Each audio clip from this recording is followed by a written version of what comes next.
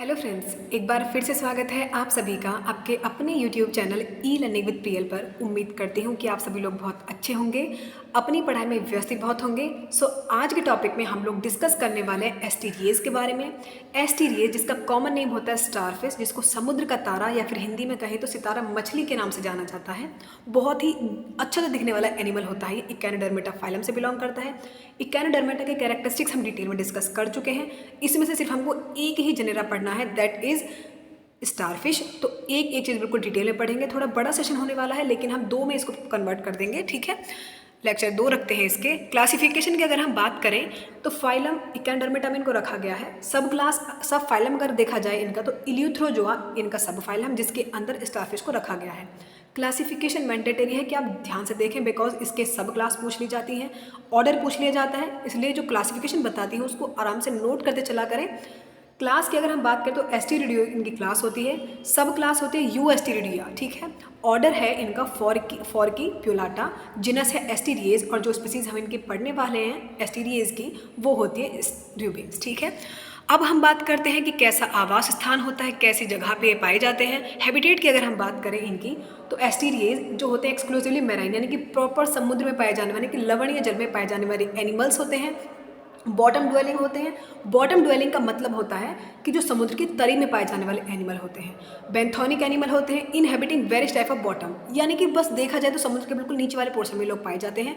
Mail in the littoral zone, ठीक है। Asterias की अगर बात करें, ऐसे फॉर्मेसिक स्पीसीज है एस्टीरियस की ही, वो इक्वली बहुत ही हार्ड चट्टाने वाले क्षेत्रों में और सॉफ्ट बॉटम्स पर भी पाए जाते हैं। लेकिन जो अदर स्पीसीज होती हैं ना एस्टीरियस की, वो प्रीफर करती हैं कि वो जो चट्टानी समुद्र होते हैं मेनली उन्हीं में पाए जाए, उनके बॉटम्स में पाए जाएँ, ठीक है। और अगर इनकी स्पीसीज की अगर हम बात करें, समुद्री तारा जो होते हैं इनकी स्पीसीज अप्रॉक्सीमेटली 150 स्पीसीज इनकी देखी गई हैं, ठीक है। नेक्स्ट इंपॉर्टेंट चीज इनके बारे में देखते हैं। यदि आप इस सेशन को कंसिस्टेंसी के साथ देखते हैं तो मुझे नहीं लगता कि कोई भी क्वेश्चन इससे बाहर जाएगा, बिकॉज आप प्रीवियस पेपर उठा के देख लेना, हमारे जो भी कंटेंट आपको दिए जाते हैं उनमें से कोई भी क्वेश्चन ऐसा नहीं होगा जो प्रीवियस पेपर में ना पूछा गया, क्योंकि हम पूरे प्रीवियस पेपर को एनालाइज करने के बाद और मोस्ट एक्सपेक्टेड क्वेश्चन को देखने के बाद ही PDF फॉर्म में कन्वर्ट करते हैं अपने नोट्स को, ठीक है। नेक्स्ट बात देखते हैं। मोस्ट स्पीसीज जो होती हैं एस्टीरियस की जनरली सॉलिटरी होती हैं, यानी कि अकेले पाई जाने वाली होती हैं, ठीक है। मतलब सिंगल रहती हैं, ये नहीं कि मतलब ग्रुप में झुंड बनाकर रहती हैं, तो सॉलिटरी रहती हैं और इकोलॉजिकल कंडीशंस के अंदर रहती हैं। इनमें क्या होता है कि इनकी बहुत सारी स्पीसीज जो होती हैं वो अवॉइड करती हैं कि ज़्यादा लाइट में ना रहें, मतलब कि नेगेटिव रिस्पॉन्स दिखाती हैं लाइट के लिए। लेकिन जो स्पीसीज है हमारी जो हम पढ़ रहे हैं र्यूबेंस, ये पॉजिटिव होती है लाइट के लिए, ठीक है। नेक्स्ट बात करते हैं, ये मोस्ट ऑफ देम नॉक्टर्नल, यानी कि रात में निकलने वाले एनिमल होते हैं, और ये डे टाइम में बिल्कुल चुपचाप रहने वाले होते हैं, ठीक है। ड्यूरिंग और एक्टिव कब होते हैं? ड्यूरिंग नाइट टाइम में। दे मूव बाई क्रॉलिंग, यानी कि रैंक कर चलने वाले एनिमल होते हैं बॉटम पर, और mostly and the slow rate, बहुत ही धीमे धीमे से चलने वाले होते हैं ये जो हमारे सी स्टार होते हैं। जितने भी सी स्टार होते हैं सभी कार्निवोरस होते हैं, यानी कि मांसाहारी होते हैं और किस पर फीड करते हैं? जो छोटे छोटे एनिमल्स होते हैं, जो सेसाइल एनिमल होते हैं उन पर, जो पॉलीकीट्स हो गए, क्रस्टेशियंस हो गए, मॉलस्क हो गए। एक बात याद रखना कि ये मॉलस्क यानी कि जो पर्ल इंडस्ट्री है ना, जो मोती देने वाले जानवर जीव होते हैं उनके लिए बहुत ही हानिकारक मानी जाती है, क्योंकि उनको खा जाते हैं। तो मॉलस्क और अदर इकैंडर्स पर भी फीड करते हैं, और उन मतलब कि बहुत सारे छोटे छोटे एनिमल्स पर ही फीड करते हैं। इसलिए ये भी कहा गया है कि पर्ल इंडस्ट्री के लिए बहुत ज़्यादा हानिकारक होते हैं, क्योंकि उन जीव को ये खा जाते हैं जो पर्ल देते हैं ना। नेक्स्ट बात करते हैं, जो बहुत सारी स्पीसीज होती हैं एस्टीरियस की, उनमें अलग अलग तरह के रिलेशनशिप देखे जाते हैं। जैसे कि पैरासिटिस कुछ ऐसे होते हैं कि जो दूसरों पर निर्भर करके अपने जीवन निर्वाह करते हैं। कुछ ऐसे होते हैं कॉमन सेलिस में, यानी कि जो ना तो खुद को ना तो उनको नुकसान पहुँचाते हैं, ना ही कोई फ़ायदा होता है, तो इस तरह भी रहते हैं। सी स्टार जो रहता है इनमें ये एग्जिबिट करते हैं कि इनमें ऑटोटॉमी हो, रिजनरेशन, यानी कि अगर इनका एक पार्ट कोई डैमेज हो जाए तो वापस से उसको उगाने की क्षमता रखते हैं। इनमें ऑटोटॉमी रिजनरेशन की पावर बहुत ज़्यादा देखी जाती है। कई बार ये क्वेश्चन पूछा भी गया है तो डबल मार्क कर लेना, इनमें ऑटोटॉमी रिजनरेशन की क्षमता अपूर्व पाई जाती है। नेक्स्ट, अब हम इनके फीचर्स की अगर बात करें, एक्सटर्नल फीचर्स अगर देखे जाएँ एस्टीरियस के, शेप, साइज और कलर की अगर हम बात करें, रेडियल सिमेट्रिकल होते हैं, यानी कि अगर इनके आधे भाग को काट दिया जाए तो मतलब कि दो में वो कन्वर्ट हो जाएगा, वापस से रिजनरेट होने की क्षमता रखते हैं। रेडियल सिमेट्रिकल होते हैं। पेंटामरस बॉडी, यानी कि 5 भुजाओं वाले एनिमल होते हैं। बॉडी जो कंसिस्ट करती है, सेंट्रल में पेंटागोनल सेंट्रल डिस्क होती है। टेपरिंग सिमेट्रिकल प्रोजेक्शंस होते हैं जो कि इनकी भुजा कहलाते हैं। स्ट्रक्चर मैंने आपको लिया है ताकि समझ बेहतर हो। कुछ जेनेरा ऐसे होते हैं जिनमें कि नंबर ऑफ आर्म्स, कुछ जेनेरा ऐसे होते हैं जिनमें कि जो एस्टीरियस की भुजाएं होती हैं वो 5 होती हैं, और कुछ में ज़्यादा भी हो सकती हैं, जैसे कि 7 से 14 आर्म्स होती हैं सोलेस्टर में, और कम से कम 40 आर्म्स होती हैं हेलियोस्टर में। तो याद रखना सिर्फ 5 होती हैं, किसमें होती है 5? एस्टीरियस में, जबकि 7 से 14 होती है सोलेस्टर में, और हेलियोस्टर में तो हद ही होती है, 40 आर्म्स तक भी इसमें देखी जाती हैं। ठीक है, इनके अगर हम साइज़ की बात करें तो अप्रॉक्सीमेट 10 to 20 सेंटीमीटर का डायमीटर होता है, और बहुत छोटे से बहुत बड़े लेवल तक के भी एनिमल हो सकते हैं। ठीक है, कलर की अगर बात करें तो अलग अलग शेड इनके कलर में देखने को मिलते हैं, जैसे कि येलो कलर के भी हो सकते हैं, ऑरेंज, ब्राउन और पर्पल कलर के भी इनमें शेड देखी जाती हैं। ठीक है, और इनकी बॉडी पर 2 तरह के सरफेस प्रेजेंट होते हैं। एक तो होता है अपर कॉन्वेक्स सरफेस, जिसको कि एबोरल के नाम से जाना जाता है, जिसको कि एबोरल का दूसरा नाम भी होता है एबेक्टाइनल। ठीक है, नेक्स्ट जो होता है इसका एक ओरल सरफेस होता है, लोअर सरफेस बिल्कुल फ्लैट होता है, जिसको कि ओरल या फिर एक्टिनल सरफेस के नाम से जाना जाता है। जो ओरल सरफेस रहता है, ओरल और एबोरल दोनों ही सरफेस जो रहते हैं वेंट्रल डॉर्सल सरफेस होते हैं, मतलब नहीं होते लेकिन ये लेफ्ट और राइट इनको कह सकते हैं। नेक्स्ट अगर हम बात करें, इनमें क्या होता है, मतलब कि हेड जो होता है कम्प्लीटली एब्सेंट होता है, जो वेल डेवलप्ड डिफाइंड हेड होता है वो इनमें नहीं देखा जाता है। ठीक है, ओरल सरफेस की अगर हम बात करें, इनकी बॉडी के 2 सरफेस होते हैं, मैंने बताया था ओरल और एबोरल। अब हम ओरल सरफेस की अगर बात करें तो ओरल की जो साइड होती है, नेचुरल कंडीशंस में अगर देखा जाए तो सबस्ट्रेटम से बिल्कुल अटैच रहते हैं ये लोग, और इनके पास माउथ होता है, ओरल ओपनिंग रहती है जिसके थ्रू ये खाना पीना लेते हैं अपना, और इनकी जो ओरल सरफेस मतलब ओरल की जो कलर रहता है वो डार्क ऑरेंज से पर्पलिश कलर तक रहता है। ठीक है, अब ये बात देखते हैं कि ओरल सरफेस पर कौन कौन से ऑर्गन प्रेजेंट रहते हैं। तो ओरल सरफेस जो होता है, इसमें जो कौन कौन से पार्ट होते हैं वो होता है माउथ, एम्बुलेक्रल ग्रोव्स इस पर पाई जाती हैं, एम्बुलेक्रल स्पाइंस यानी कि कांटेदार संरचना भी इस पर पाई जाती हैं, ट्यूब फीट जिनकी वजह से गमन करते हैं वो संरचना भी इनमें देखी जाती है ओरल सरफेस पर, और सेंसरी ऑर्गन यानी कि आइज और जितने भी सेंसरी टेंटिकल्स रहते हैं वो भी ओरल सरफेस पर देखने को मिलते हैं। तो ओरल और एबोरल दोनों के ही ऑर्गन्स हम अच्छे से पढ़ेंगे, बिकॉज इनसे क्वेश्चन बहुत ज़्यादा पूछे जाते हैं। तो आप नोट करते चलना कि ओरल सरफेस पर कौन से ऑर्गन प्रेजेंट है, जबकि एबोरल पर कौन से ऑर्गन प्रेजेंट है। राइट, सो अब हम बात करने वाले हैं माउथ के बारे में। सबसे पहला ही ऑर्गन था ओरल पर। ओरल सरफेस जो होता है इस पर सेंटर में ही हमारा क्या प्रेजेंट होता है, माउथ। एक बार स्ट्रक्चर देख लेते हैं ओरल स्ट्रक्चर का। ये ओरल व्यू है हमारा, ठीक है, एसटीडीएस का। ये जो सबसे ऊपर होती हैं ये होती हैं एम्बुलेक्रल ग्रूव्स। ये जो खाली स्पेस देख रहे हैं ना आप दोनों इनके भुजाओं के बीच में, ये होते हैं एम्बुलेक्रल ग्रूव्स। सेंटर में आप यहाँ देख सकते हैं, सेंटर में ही माउथ पाया जाता है जो कि हम पढ़ने वाले हैं, और ये होते हैं सेंट्रल डिस्क। ठीक है, ये पेंटामरस है यानी कि 5 भुजाओं वाले होते हैं। आप देख लेते हैं 1 2 3 4 5, ठीक है। और ये होती हैं इनकी आर्म्स, ठीक है। इन पर छोटे छोटे स्पाइंस पाए जाते हैं जो कि इनके प्रोटेक्शन में भी हेल्प करते हैं। और ये होते हैं ट्यूब फीट जो कि इनके गमन में यानी कि इनको चलने में हेल्प करते हैं। तो स्ट्रक्चर आपने देख लिया, ये होता है ओरल व्यू। एबोरल भी आगे पढ़ेंगे, हर चीज़ का स्ट्रक्चर मैंने लिया है ताकि समझ बेहतर हो हमारी। ये होते हैं टर्मिनल टेंटिकल्स, ये नेचर में होते हैं सेंसरी, ठीक है। तो ये होते हैं सेंसरी, आप ये बात ध्यान रखना। नेक्स्ट बात करते हैं, पेंटागोनल सेंट्रल डिस्क रहती है, छिद्र की तरह इनका मुंह खुला हुआ रहता है। और ये कैसे होते हैं, पेंटागोनल अपर्चर रहते हैं, इसमें कि 5 एंगल्स होते हैं, ठीक है, हमने देखा अभी 5 एंगल्स होते हैं। नेक्स्ट बात करें, जो इनका माउथ होता है वो घिरा रहता है, surround by soft and delicate membrane. इनका जो माउथ होता है बहुत ही सॉफ्ट ऐसी डेलिकेट मेम्ब्रेन जिससे घिरा रहता है, जिसको कि पेरिस्टोमल मेम्ब्रेन या फिर पेरिस्टोम के नाम से जाना जाता है। और उस पर छोटी छोटी माउथ पेपिली प्रेजेंट होती है जो कि नेचर में सेंसरी होती हैं, ठीक है। नेक्स्ट बात करते हैं एम्बुलेक्रल ग्रूव्स की। सेकेंड ऑर्गन था जो ऑरल में प्रेजेंट था, दैट इज एम्बुलेक्रल ग्रूव्स। तो हर एक माउथ के एंगल पर एक ग्रूव प्रेजेंट था जिसको एम्बुलेक्रल ग्रूव कहते हैं। नेक्स्ट बात करते हैं ट्यूब फीट। ट्यूब फीट का दूसरा नाम होता है पोडिया। ट्यूब फीट जो इनके पैर होते हैं उनको ट्यूब फीट के नाम से जाना जाता है। ये जो एम्बुलेक्रल ग्रूव रहती हैं इसमें 4 तरह के लोकोमोटरी, फूड कैप्चरिंग, रेस्पिरेटरी और सेंसरी ऑर्गन होते हैं। यानी कि ट्यूब फीट जो होते हैं इनका कई सारा रोल होता है। लोकोमोशन में हेल्प करते हैं, फूड कैप्चरिंग यानी कि खाने को लेने में मदद करते हैं, रेस्पिरेशन में मदद करते हैं, और ये नेचर में सेंसरी भी होते हैं जिनको ट्यूब फीट या फिर पोडिया के नाम से जाना जाता है। ये जो ट्यूब फीट होते हैं इनके बहुत ही ज़्यादा सॉफ्ट होते हैं, थिन वॉल्ड होते हैं, ट्यूबुलर होते हैं और रिट्रैक्टाइल स्ट्रक्चर्स होते हैं जिनमें कि शकर्स भी प्रेजेंट होते हैं। ये जो शकर होते हैं इनका फंक्शन होता है कि ये इनकी बॉडी को किसी जगह से अटैच कर दें, यानी कि जब ये थक जाते हैं, जब नहीं चलते होते हैं तो एक सरफेस से उनको अटैच करने का काम ये करते हैं, ठीक है। कौन? Tube feet, right. नेक्स्ट बात करते हैं एम्बुलेक्रल स्पाइंस की। जो कांटेदार संरचना थी उसको एम्बुलेक्रल स्पाइंस के नाम से जाना जाता है। तो हर एक एम्बुलेक्रल ग्रूव जो है वो बॉर्डर्ड होती है और वो किससे घिरी हुई होती है, एम्बुलेक्रल स्पाइन से। और ये माउथ के जस्ट पास होते हैं, और ये माउथ के जस्ट पास वाले जो स्पाइंस होते हैं बहुत ज़्यादा बड़े हो जाते हैं और ग्रुप्स में हो जाते हैं, 4-5 का ग्रुप बना लेते हैं ये, ठीक है, जिनको माउथ पेपिला के नाम से जाना जाता है। अब अगर हम बात करें सेंस ऑर्गन्स की, तो सेंस ऑर्गन में क्या होता है, 5 अनपेयर्ड टेंटिकल्स होते हैं, टेंटिकल्स प्रेजेंट होते हैं और एक आई स्पॉट होता है। तो सेंस ऑर्गन क्या है इनके, तो आई हैं और एक टेंटिकल्स हैं। इनके जो टिप होते हैं, इनकी जो बिल्कुल चोंच वाला भाग होता है आम का, उसमें छोटे छोटे प्रोजेक्शन होते हैं जिनको टेंटिकल्स के नाम से जाना जाता है। अब ये जो टेंटिकल होते हैं ये ऑल्फैक्टरी ऑर्गन यानी कि सूंघने के काम में भी ये मदद करते हैं, ये ना ऑल्फैक्टरी की तरह काम करते हैं, ठीक है। और हर एक टेंटिकल के मतलब पास ब्राइट रेड फोटो सेंसिटिव आई स्पॉट होता है जो कि क्या किससे बना हुआ होता है, छोटे छोटे ऑसेली से बना हुआ होता है। तो याद रखना सेंस ऑर्गन कौन से हैं, टेंटिकल्स एंड आई, ठीक है। मैं बहुत ही ज़्यादा कोशिश कर रही हूँ कि आपके कोई भी सेशंस जो हैं बहुत मतलब फ्रूटफुल हों आपके एग्जाम में, तो आप भी कोशिश किया करें कि आप थोड़ा अच्छे सेशन को लिया करें। डिटेल में बात की जाती है यहाँ पे, ये नहीं कि एक एक लाइन वाइज नोट्स बना दिए, बस लाइन एक एक दी गई है, ऐसा कुछ नहीं होता। प्रॉपर नोट्स आपको डिटेल में प्रोवाइड किए जाते हैं।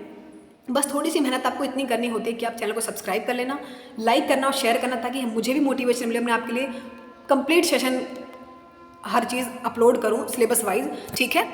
कोशिश तो वही रहती है। आप टेलीग्राम चैनल ज्वाइन कर सकते हैं, वहाँ क्विज भी चलाए जा रहे हैं। एबोरल सरफेस की अगर हम बात करें, ओरल सरफेस हम कंप्लीट कर चुके हैं। अब हम लोग बात करने वाले हैं एबोरल सरफेस की। तो साइड होती है बॉडी की जो कि डायरेक्ट अपवर्ड थोड़ी ऊपर की तरफ वाली जो साइड होती है उसको एबोरल सरफेस के नाम से जाना जाता है, जो कि कैसे होती है, कॉन्वेक्स होती है और ये ऑरेंज से पर्पलिश कलर की होती है, ठीक है। इसको एबोरल और एबेक्टेनल के नाम से जाना जाता है। एबोरल सरफेस की बात करें तो इस पर कई सारे ऑर्गन्स प्रेजेंट होते हैं। एबोरल सरफेस पर एबोरल सरफेस क्या कंटेन करते हैं, एनस, इस पर एनस प्रेजेंट होता है, मेड्रिपोराइट होते हैं, स्पाइंस होते हैं, थोड़ी ट्रेन की आवाज़ है उसको थोड़ा अवॉइड करना। नेक्स्ट होते हैं पेपुली और गिल्स प्रेजेंट होते हैं, और नेक्स्ट होते हैं पेडिसिलरी। ये जितने भी ऑर्गन्स होते हैं ये एबोरल रीजन पर प्रेजेंट होते हैं। गाइस मैं फिर से नोट करवा रही हूँ कि जो ओरल और एबोरल के ऑर्गन हैं उनको अच्छे से नोट करते चलना, क्योंकि कन्फ्यूजन हो जाता है कि ओरल रीजन पर क्या प्रेजेंट था, एबोरल पर क्या प्रेजेंट था। तो जितने भी हैं ये एबोरल एनएस पर प्रेजेंट है। मेड्रिपोराइट मेन इंपॉर्टेंट रोल प्ले करता है सितारा मछली में। स्पाइंस, पेपिली और गिल्स और पेडिसिलरी, ये सारे ऑर्गन्स पाए जाते हैं एबोरल रीजन पर। अब हम इनके बारे में डिटेल में पढ़ेंगे, ठीक है, क्योंकि इनसे कई सारे क्वेश्चंस पूछे जाते हैं। अब हम बात करते हैं एनस की। तो एनस एबोरल रीजन का पार्ट है, बहुत ही छोटा सा सर्कुलर छिद्र होता है जिसको एनस के नाम से जाना जाता है। और ये कहाँ स्थित होता है, बिल्कुल सेंट्रल डिस्क में, एबोरल सरफेस के बिल्कुल बीच में ये प्रेजेंट होता है एनस। अब बात करते हैं मेड्रिपोराइट की। मेड्रिपोराइट को तो वाटर वेस्कुलर सिस्टम में डिटेल में पढ़ने वाले हैं, लेकिन यहाँ भी पढ़ते हैं बिकॉज ये इसका ऑर्गन है ना, तो छोड़ नहीं सकते। एबोरल सरफेस पर बिल्कुल सेंट्रल में एक फ्लैट सा सब सर्कुलर एसिमेट्रिकल ग्रूव होती है जिसको मेड्रिपोराइट के नाम से, मेड्रिपोराइट प्लेट कह लो फिर मेड्रिपोराइट कह लो, उसके नाम से जाना जाता है। एक बार एबोरल का व्यू देख लेते हैं गाइज। ये एबोरल सरफेस होता है सी स्टार का। बहुत अच्छी सी फिश है ना, ये फिश नहीं कह सकते इसको, एक्चुअल में फिश तो है नहीं, लेकिन फिश नाम रख दिया बिकॉज उसकी तरह इसके कुछ कैरेक्टर्स मिलते हैं, ठीक है। ये होते हैं मार्जिनल स्पाइंस, कांटिनुआ संरचना होती है वो इसमें पाई जाती है। ये होती है सेंट्रल डिस्क और ये होती है मेड्रिपोराइट, ठीक है। ये इंपॉर्टेंट ऑर्गन है, आगे पढ़ाऊंगी इसके बारे में। ये होते हैं मेड्रिपोराइट, ठीक है, ये बिल्कुल सेंटर में स्थित होते हैं। नेक्स्ट बात करते हैं, ये इनका एनस होता है, हमने बताया ना सेंटर एनस कहाँ प्रेजेंट है। और ये होती है इनकी भुजाएं, और ये होते हैं बिल्कुल टर्मिनल टेंटिकल्स, ठीक है, जो दोनों में ही सेम है। वो तो ऑरल में भी एबोरल में भी टेंटिकल्स।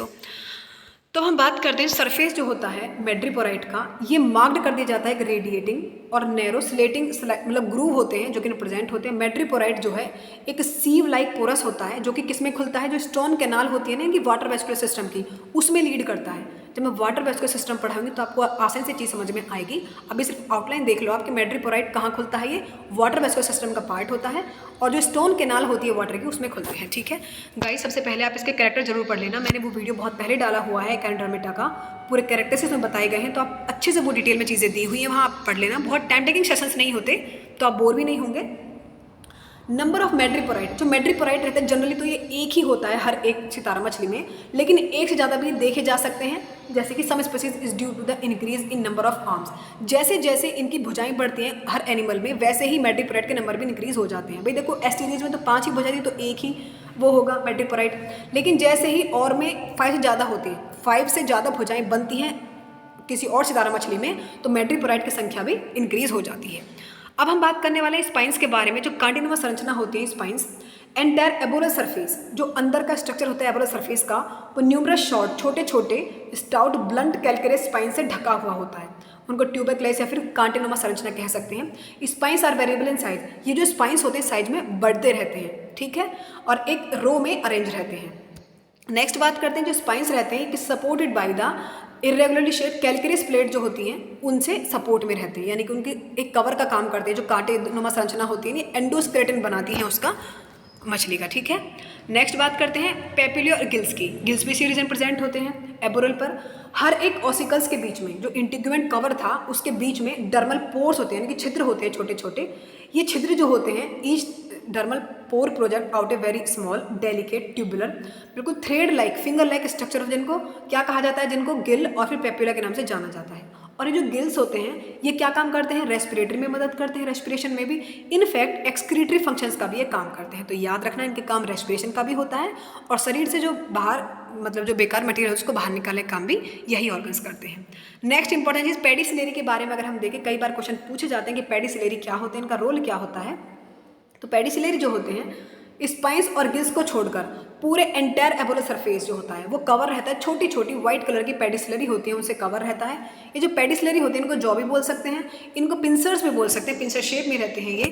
तो ओरल सरफेस पर क्या प्रेजेंट होते हैं, पेडिसिलरी प्रेजेंट होते हैं उनके। तो ईच पेडिसिलरी जो होते हैं वो कैसे होते हैं, फ्लेक्सिबल होते हैं बहुत ज़्यादा, और कैसे होते हैं, स्नाउट होते हैं, कैलकेरियस होते हैं इनफैक्ट ये। नेक्स्ट अगर बॉडी वॉल की अगर हम बात करें तो बॉडी वॉल जो होती है एस्टीडियस की वो कई पार्ट्स कंटेन करके बनी हुई होती है। जैसे कि एक तो होता है क्यूटिकल, जो बॉडी सरफेस होती है इनकी एस्टीडियस की वो किससे ढकी हुई होती है, क्यूटिकल से कवर हुई होती है। क्यूटिकल की भी दो लेयर होती हैं, एक तो होती है आउटर थिक होमोजीनियस लेयर और अंदर वाली होती है इनर डेलिकेट लेयर। तो याद है क्यूटिकल के पास भी दो लेयर होती हैं। नेक्स्ट अगर हम लेयर की बात करें, सेकंड लेयर होती है epidermis just beneath the cuticle, यानी कि क्यूटिकल से नीचे वाली लेयर जो होती है lies a layer of ciliated epithelium, जो कि कहाँ एक्सटेंड करती है, पूरे ही एक्सटर्नल अपेंडेजेस जो होते हैं उनमें पाई जाती है। और ये एपिडर्मिस क्या बनाती है, उनमें स्पाइंस यानी जो कांटेनुमा संरचना होती है एपिडर्मिस की बनी हुई होती है। पेडिसिलरी भी उन्हीं की बनी हुई होती है, इनफैक्ट ट्यूब फीट जिनसे गमन हो रहा था, एंड गिल्स जो कि श्वसन में सहायता कर रहे थे और एक्सक्रीशन में भी, ये सभी चीज़ें एपिडर्मिस के रीजन में पाई जाती हैं, उन्हीं से बनी हुई होती हैं। ठीक है। नेक्स्ट नर्वस लेयर की अगर हम बात करें, बीनीथ द एपिडर्मिस, एपिडर्मिस की जस्ट नीचे वाली लेयर को नर्वस लेयर के नाम से जाना जाता है। वेरिंग इन थिकनेस, ये साइज में मोटी होती है, मतलब कि मोटाई इनकी ज़्यादा होती है। और बाकी आप चीज़ें देख ही सकते हैं नेचर में कैसे होते हैं ये। बेसमेंट मेम्ब्रेन जो होती है नर्वस लेयर के जस्ट नीचे मेम्ब्रेन पाई जाती है, और इसका रोल क्या होता है, अंडरलाइंग डर्म्स, मतलब वही प्रोटेक्ट करने का काम करती है बॉडी को।